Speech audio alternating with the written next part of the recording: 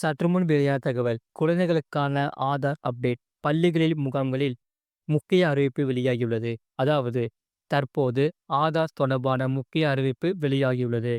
India முழுவதும் 5 முதல் 15 வயது வரையிலான குழந்தைகளுக்கான ஆதார் கார்டில் பயோமெட்ரிக் அப்டேட் செய்வது கட்டாயமாக்கப்பட்டுள்ளது. அந்த வகையில் இதற்காக இந்திய தனித்துவ அடையாள ஆணையமானது புதிய வழிகாட்டுதல்களை வெளியிட்டுள்ளது. பள்ளிகளில் முகாம்களை அமைத்து குழந்தைகளுக்கு நிலுவையில் உள்ள பயோமெட்ரிக் அப்டேட்களை முடிக்க இந்திய தனித்துவ அடையாள ஆணையம் அனைத்து மாநிலங்கள் மற்றும் யூனியன் பிரதேசங்களுக்கு உத்தரவிட்டுள்ளது.